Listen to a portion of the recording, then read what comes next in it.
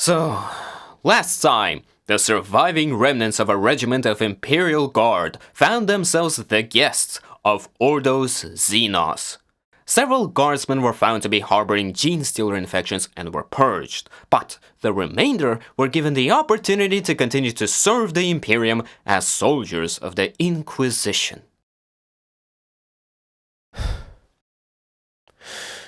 So no shit, there we were. 37 guardsmen who had just graduated the Darwin School of Veterancy on an Inquisition ship, getting told that our lives would now consist of hanging out with just about the scariest people in the Imperium and doing whatever they told us to. Serving in the Inquisition is not a very normal job. As in, there's no way of knowing how things are going to work or what you'll have to do. Inquisitors have tons of leeway in how they do things, so each one runs their team in their own unique way. You might get an Inquisitor who likes to travel around following rumors and hang out with the heroes of the Imperium, and it's your job to act as the cavalry when they get into trouble. You might get an Inquisitor who's really into research and wind up spending all your time guarding an incredibly disturbing science facility. You might get an Inquisitor who hangs out playing psychic nursemaid to a band of spies and end up being used as a meat suit by your boss when he feels a personal touch is needed. Or you might get the inquisitorial equivalent of a Pokemon trainer. Pokemon trainer isn't the best way to put it. Pokemon professor might be better. Our Inquisitor collected teams from across the sector and handed them out to interrogators who needed to get their feet wet leading a team. This was actually a pretty important role. Not every Inquisitor has time or men to spare when an apprentice interrogator is ready to move on. So they would get sent to our boss. He would set them up with a team and a mission and keep an eye on how they did. He had a real name, but we all called him Professor Oak. Oak had a fair number of recruitment teams that wandered around looking for fresh meat, one of which was hanging around our battle, checking for gene stealers and drafting guardsmen who wouldn't be missed. We got packed up and sent along to Oak's mobile base of operations and got put through a crash course in being an Inquisition goon squad. Then we got split into squads of 5 or 6, partnered up with some combat light teams, and headed out to dewy-eyed interrogators like the 40k equivalent of a Bulbasaur. We were playing as the Guardsmen. Everyone else was handled by the DM. Each team was filled out to 10 by other classes leaning towards the non-combat side, so more adepts, psychers, and tech priests than the other classes. There was some of everything in each group, as well as the interrogator, who could be pretty much anything. We worked with our DM to split our survivors up into groups.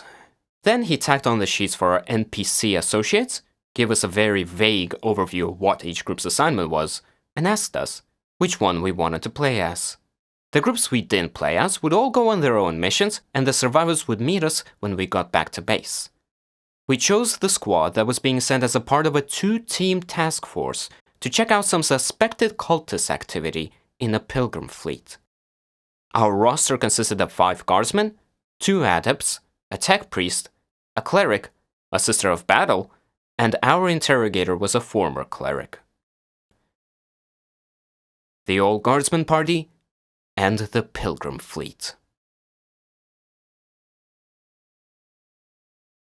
So imagine, you're a guardsman that's just been recruited, fought a brutal campaign that wore down your regiment, watched the remainder of that regiment get taken out by Tyranids, then found yourself in the hands of the Inquisition. Then the Inquisition purges a few of your buddies, gives you an offer you can't refuse, ships you through the warp, and dumps you into a really creepy boot camp. Finally, they split you and your remaining buddies up into squads, introduce your squad to some weird-looking guy who seems far too excited to see you, and tell you to do everything he says. Now you're hanging out in a bunch of passenger cabins on a Navy ship, going Emperor knows where, with a few of your buddies, an interrogator, 3 nerds, one of which is more metal than meat, a priest, and a psychotic blonde bombshell wearing armor that's probably worth more than all of your squad's gear combined. We were just a little weirded out. Our merry band consisted of a cynic, a nervous med student, a lazy bastard, a shameless thief, and a paranoid, by the names of Sarge, Doc, Heavy, Nubby, and Twitch. Technically, the others were part of our band as well, but quite frankly, we wanted nothing to do with any of them, with the possible exception of the sister and only in the hypothetical sense. Our interrogator and the others spent the entire journey going through the files that Oak had sent along, planning how they would hunt down the suspected cultists, sorting out who had contacts where, and brushing up on the exact flavor of the Imperial cult that dominated the Pilgrim fleet. We paid just enough attention to establish that we would be on the ships the whole time and that we were not expected to actually do anything strenuous unless everything got screwed up. Then we played cards and slept a lot. Some people might say that 2 months is a long time to play cards and take naps, but those people have never served in the Guard. And it wasn't all sack time. Sarge made sure we kept up on our PT and combat drills. Gotta stay in shape. By the end of the trip, we were well rested and ready to stretch our legs, whereas our teammates were wound up like springs and developing new conspiracy theories every few minutes. We finally arrived at the Pilgrim fleet, which, as we understood it, was a bunch of ships full of hardcore zealots on their way to a world they considered holier than normal, to pray, sightsee, and generally replace the population that an orc Wa had recently removed. They had some sort of a deal with the ecclesiarchy to provide extra transports and fleet escorts, so it was basically just an imperial colonization fleet, except everyone was just a teeny tiny bit crazier than usual. They were hanging out in orbit around the hive world, refueling, refitting, and gathering more pilgrims. The nerds and nuts, as we called them outside of their hearing, were pretty sure that a chaos cult had infiltrated during either this stop or a previous one and was planning something very evil. Probably something to do with Geller fields, or demons, or plagues, or heresy. We operated on the assumption that they would tell us when they figured it out. Anyhow, our ship joined a fleet escort and a bunch of voxing and liaising started. Our job was generally pretty simple. We were there to stand guard, look menacing, and always be ready to kick some ass. If the boss went somewhere official, we'd slap an Inquisition badge on and flank him like good little goons. If the boss went somewhere unofficial, we'd leave the badge off and slouch a little. Truly, we were masters of disguise. Whenever the nerds and nuts took shuttle trips to look up leads or meet contacts, at least one of us would tag along to watch their back or be on hand in case of an emergency. Except when the sister visited other sororitas, we weren't invited on those trips for some reason. When we weren't on duty, we each had our own little pastimes. Sarge would worry about what insanity our superiors were planning, while Doc would read his beginner's guide to medicine, and Heavy slept. Nubby would wander around looking for small objects no one would miss, he did this well on duty too, and Twitch would obsessively craft tripwire traps and drink recaf. Twitch and Nubby didn't exactly endear themselves to the locals, but supply and perimeter defense are important parts of being a guard, so we didn't mind. Things were going pretty well for us, no one was shooting at us, the rations were good, it didn't rain on us when we stood guard, and no one outside of our team yelled at us to do stuff. Occasionally we'd have to make a show of force or beat the shit out of someone who tried to mug one of our nerds, but generally, things were pretty quiet. The most excitement we had in those first few weeks was when our cleric got in a religious debate and Sarge had to pistol whip the other debater until he put down the flamer. Eventually, they must have figured something out, because we all rebased to a single pilgrim ship and made ourselves the guests of the captain. While everyone else was running around saying things like, "The game is afoot," and "We almost have them and I can practically smell them," Sarge had us gear up and get ready for everything to go ploin-shaped.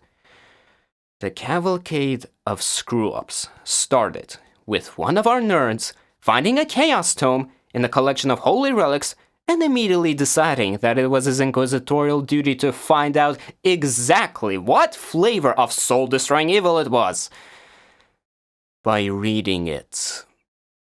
Unfortunately, Nubby was currently on babysitting duty and was not experienced enough to know that the correct response to someone doing this is to hit them until they stop being stupid. Instead, he called for backup, which is a pretty good response in any case, while he kept the priest who owned the relic collection covered. By the time backup arrived, the adept was giggling and speaking backwards. Backup consisted of Heavy and Twitch, as well as, unfortunately, the other adept and the cockboy. The two sane-ish nerds decided that the correct response here was to try and take the book away from the gibbering adept and started chasing him around the room. Since neither the adepts nor the tech priest were very athletic, the chase looked a lot more like a bunch of nerdy kids trying to play tag than Inquisition agents pursuing a heretical artifact. None of us felt comfortable taking the initiative here, so we all just covered the doors to make sure no one entered or exited and stood there watching the demented game of keep away. Then the gibbering adept finished the spell he had apparently been reciting, and a minor demon manifested. This galvanized us nicely, and all three of us started pouring last fire into the thing before it could do anything. Unfortunately, the priest we'd been covering took the chance to run for it. Then the gibbering adept followed him out the open door, then both our nerds gave chase, and now all four were running through a room full of pilgrims. The priest was screaming about the heretics and demons, the adept was screaming about the glory of chaos, and the nerds were still trying to wrestle the book away. The pilgrims mobbed the insane adept and tore him and the book apart in seconds. Then started chasing the nerds with similar intent. The cogboy apparently took charge and decided that not being torn to pieces was the better part of valor. Then he concluded that the safest place to hide from a mob of maddened imperial zealots was with the tech priest who kept the ship running. The nerds ran all the way to the ship's engine rooms, with a steadily growing mob at their heels baying for blood. The tech priest let them in and closed the door behind them, but the mob refused to disperse and settled in to siege them out. Meanwhile, the heroic guardsmen shot the minor demon until it stopped moving, then stomped on it until it stopped being solid. That done, we went to check on the runners, and saw the mob chase them out. This was above our pay grade, so we decided to kick the problem upstairs and fort it up while we waited for further orders. Eventually, our cleric and sister arrived, with Sarge and Doc in tow, and the boss voxed us all. We gave our report, the nerds for Voxton gave theirs, then the boss gave us our orders. Us guardsmen were to secure the relics and demonic remains, the nuts were sent to talk to the Pilgrims' leadership to get the mob dispersed, and the boss would talk to the captain and get some support sent down. This sounded like a pretty good plan, but by this point, we'd started to suspect that we were the only competent people on the team.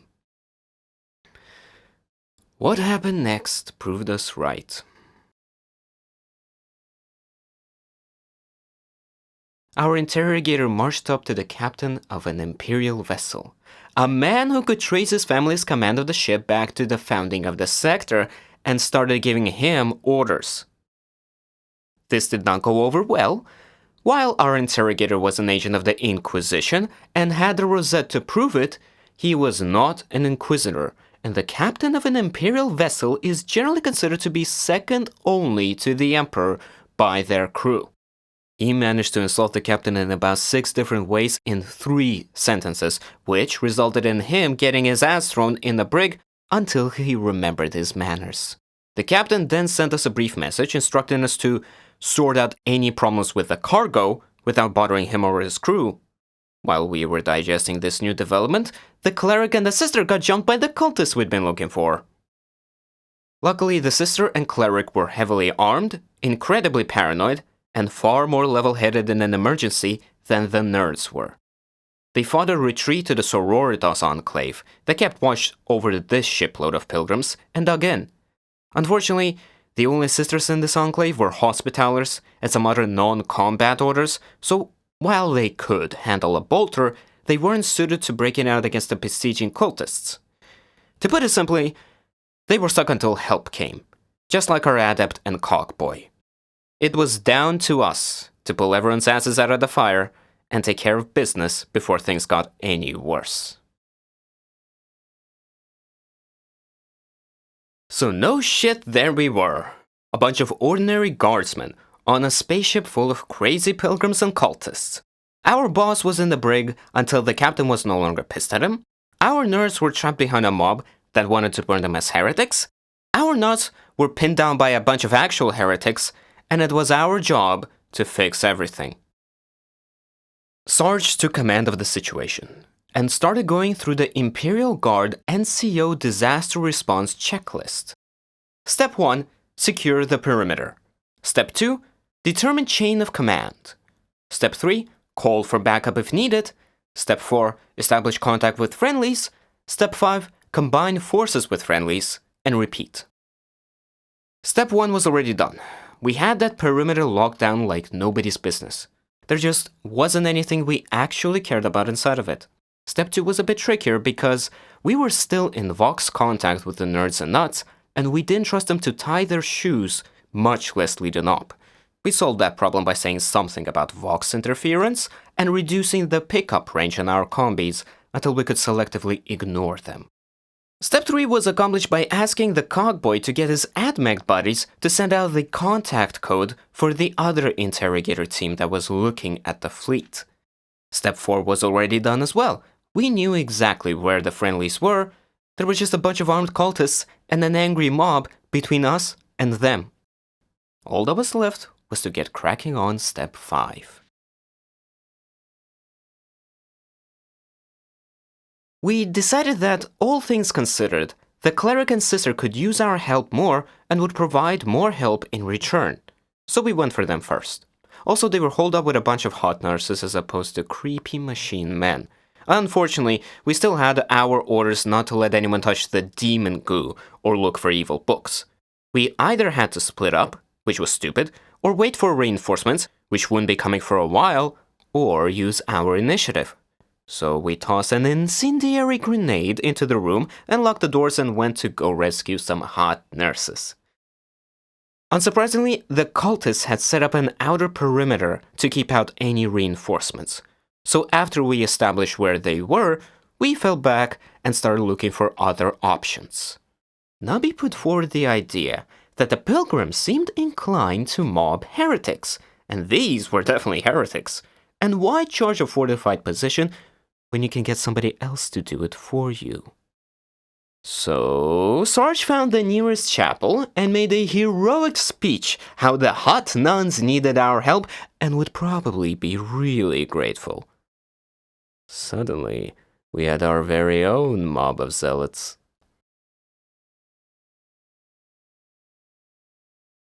The attack went more or less perfectly.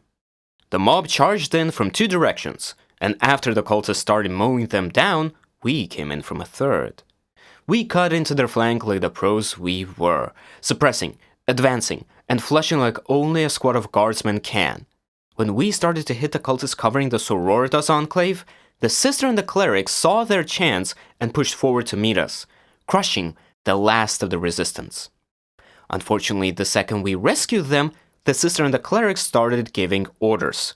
Command of the zealots was taken from us, and the entire mob was redirected towards the section of the ship where the cultists came from.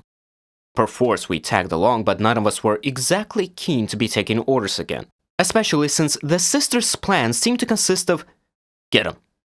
So while the sister and the cleric led the mob straight into a well-prepared enemy position, we appointed ourselves as the Hospitallers' guards. Our squad hung around the rear of the charge and helped the Saner sisters pick up the wounded, while we watched for flankers and waited for shit to hit the fan. We fully expected the mob's suicidal rush to fail.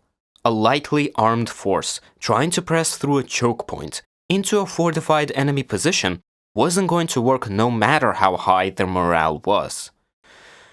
We weren't prepared for just how hard it failed, though. The cultists had not only set up a very nice kill zone at the single entry point to their cargo bay, they had also set up all sorts of runes and circles in the kill zone. The wave of bodies attack resulted in a whole lot of people dying right on top of these runes, which immediately started glowing and doing warpy stuff. By the time the mob lost heart and started to retreat, the cargo bay was practically filled with lesser demons. We took the rivers and the flow of bodies as our cue to move forward and lay down some covering fire. Luckily, the demons were equal opportunity warp monsters. They spent as much time attacking each other and the cultists as chasing down the last of our pilgrim mob and its two erstwhile leaders. Between the demons' lack of coordination and our covering fire, the two Nutters managed to hobble most of the way back to our position. Most of us wanted to leave them there, but Doc sprinted out and dragged them the rest of the way to our lines and back to the Hospitallers. Between the two of them, they had about 3 functional limbs, and Doc spent the next few hours with the sisters, patching them up. At this point, Sarge reassumed command and decided that containment and waiting for reinforcements was the best of the available options. So we fell back around the corner, set up a barricade and heavy stubber, then settled in for the long haul. After a while, the demons ran out of cultists to eat and started to poke their noses around the corner and were promptly shot in the face. This was old hat for us, really. We could defend a barricade in our sleep, literally in Heavy's case. And after a few initial rushes, the demons didn't really seem that keen on leaving their cargo bay. We all fell into our usual roles and routines from the guard. Twitch stared at the edge of the kill zone and fired whenever he thought something might be moving, while Heavy went to sleep, sitting up with his eyes open and finger on the trigger. Behind the barricade, Sarge went around yelling at people and worrying. Nubby went off to acquire supplies, and Doc made eyes at one of the Hospitallers while they were both elbow deep in the cleric's guts. After a few hours of light trench duty, which was actually quite nice, all things considered, our backup arrived. The second interrogator's team, who had been doing Emperor's know what this whole time, showed up at our barricade and Sarge explained the situation. Once again, command was handed off, but luckily the new interrogator decided to leave Sarge in charge of the barricade while he went to talk with the captain and convince him not to just void our section of the ship. Our little troop had been reinforced to 10 guardsmen, 2 psychers, and another damn cleric. So Sarge decided it was time to be proactive. Sarge wasn't happy to have another cleric around, and none of us wanted anything to do with the 2 psychers. So the cleric was put in charge of keeping them away as far from us as possible. That taken care of, a plan of attack was quickly formed, and a pair of grenade launchers were scrounged up from the other team's arsenal and Nubby's collection. We started a walking barrage up the hallway, then slowly advanced our entire barricade until it was at the edge of the cargo bay. This wasn't exactly the fastest way to clear out a demon infestation, but it was definitely the safest. Not a single one of them managed to get within biting range of us. Once we were to the edge of the bay, we just sat there and shot nades into it until we ran out, which took quite a while since Nubby could acquire a surprisingly large amount of stuff. Eventually the launchers ran dry, and it was time to clear the cargo bay the old-fashioned way. But the nades had done their job wonderfully. There wasn't really any cover left in the bay at all, so as long as we advanced slowly and carefully, it was pretty easy to mow down the few remaining demons before they got close. All in all, it went pretty well, except for the big glowing shield thing at the back of the bay. The shield was big and glowy and evil looking. We could sort of make out the remaining cultists inside of it, doing cultisty things, but we had no desire to get close to it. Quite aside from its appearance, there were quite a few corpses near that looked like they had been churned inside out. We scientifically examined the shield for a while, which is to say we shot it with every type of weapon we had sitting around, but nothing even dented it. Eventually, we gave up, and Sarge voxed the replacement interrogator and the 2 adepts with him for advice. We got a long-winded explanation that included a lot of terms like ritual entropic shield and drawing power directly from the warp and energy-based demonic life form, and attempt to psychically resonate with, then overwhelm the shield, which boiled down to go get the psychers to poke at it. This was not the solution we were hoping for. We had all heard stories about psychers, and had encountered a few chaos witches during one of our deployments, so none of us had any desire to be near our two psychers when they attempted to crack open the shield. With the exception of Sarge, the cleric, and the other squad's leader, we all fell back as far as we could and got ready for a shitstorm. It didn't take long. Within a few seconds of the psychers walking towards the shield and getting all glowy, everything went wrong. The first psyker started screaming and was suddenly surrounded by a torrential downpour of blood. Then the second psyker started growing wings and horns. We all promptly opened fire on the possessed psyker and quickly reduced him to a thoroughly charred corpse, while Sarge attacked the first psyker and dragged him back to our barricade. Since one psyker was unconscious and the other was a pile of smoking ashes, we decided it was probably time to figure out our own solution to the problem. Our experiments had established that last fire and grenades didn't do much to the shield, but since we were guardsmen, we felt sure that enough faith and firepower could solve anything. We set up positions around the shield, and started continuously plinking last fire into it, because when you have a fusion reactor to recharge your cells from, you might as well lay down some indiscriminate suppressive fire. While we held the fort, Nubby and the cleric were sent to acquire as many explosives, holy artifacts, and priests as possible. While they were out scrounging, Twitch made a very good argument for setting up a blast shield. Vox the cockboy and his buddies, who were still under siege, asked them to send down some servitors with big old metal shipping crates. Then we built a big-ass wall around the shield. When the supply run was finished and the blast shield was in place, we more or less just dumped several wheelbarrows filled with holy symbols into the walled area, along with several barrels of promethium. We got a lot more of the stuff than we expected. It turns out that we're going to use it to blow up some heretics is a pretty persuasive argument. After that, we got the priest to bless all of the explosives we could scrounge. We weren't sure it would help, but it certainly wouldn't hurt, and it let them feel useful. We tossed the holy munitions into the blast area as well, and had Twitch set up the detonators. Then, we got as far back as we could, started a 10-second timer on the explosives, and ran like hell. None of us were really sure if the holy shrapnel helped at all, but when we came back, there was nothing left of the cultists and their shield except a glowing puddle of molten metal and a series of dents in the walls that no amount of buffing would ever remove. At this point, Sarge declared victory, and we all went to get a snack, a nap, and a cup of recaf. After that was done with, we decided it was about time to retrieve the rest of our team and get the hell off the ship before anyone else tried to get us all killed. We secured the boss from the ship's brig by turning the cleanup investigation over to the second interrogator and promising to never bring our boss back to the ship. Ever. While he was escorted to the shuttle, we chatted with some of the priests who helped us make our giant holy hand grenade and got them to smooth things over well enough for us to get our adept and cockboy back. Finally, we got our sister and cleric deposited in our shuttle's infirmary, where they would stay until we handed them off to Oak's doctors for a complete set of augmetics. Then, we went out and got drunk. We enjoyed a night of drinking with our friends from the other team, as well as a few of more helpful pilgrim priests and our surviving nerds.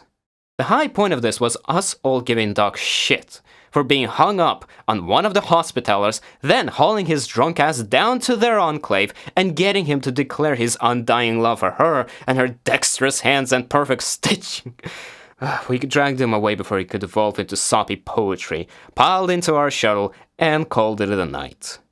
By the time we all woke back up, we were docked with another Navy transport and on our way back to the ISS Pokemon Center.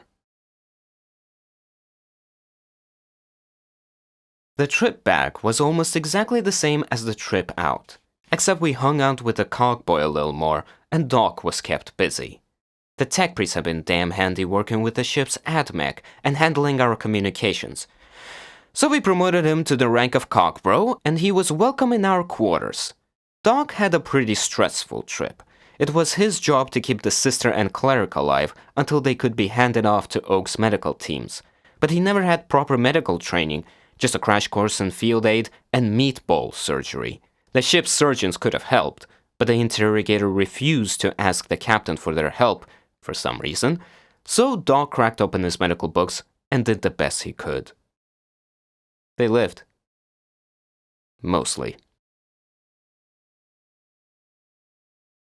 When we finally got back to the Inquisitor ship, we immediately went out and found the other survivors from our regiment. We all swapped tales of incompetent superiors, insane teammates, horrific enemies, and intense boredom, until word came down that our interrogator was being praised for his success and would be elevated to a full Inquisitor. Everyone had a good laugh about this, and we joked about where he'd find himself in prison next, right up until we got word that he was looking for us, with the intent to add our squad to his new retinue. We spent the next week or so hiding with the cogbro in the bowels of the ship, while all of our buddies made up wild and conflicting stories about our untimely death, reassignment to a penal legion, imprisonment by the Ordos Hereticus, induction into the Astartes, and so on. Eventually he left, along with the surviving adept, as well as the sister and cleric, both of whom had more metal in them than the average tech priest by this point. We all breathed a sigh of relief and returned to our regiment's little camp. After a few weeks of R&R, or as close as you can get on an Inquisition battleship, a runner came down and told us we were being assigned to a new team under interrogator such and such, and we were to report to our shuttle immediately. With a weary sigh, we packed up our bags, or overloaded wheelbarrow in Nubby's case, and headed out to our transport. When we got to the shuttle, our pilot helpfully informed us that the interrogator, his 2 assistants, and his 3 psychers were already aboard. Twitch and Nubby both tried to run for it, but the shuttle's hatch was already closed. Twitch and Nubby were retrieved, and we all moved into the main seating area of the shuttle. We were greeted by our new interrogator and introduced to our new teammates, one of whom was giggling and chewing on a seat cushion. As we stared in horror, the interrogator gave us a quick briefing, explaining that we had been assigned to go find out why a world hadn't been supplying psychers to the black ships. Oh, we did not have a good feeling about this.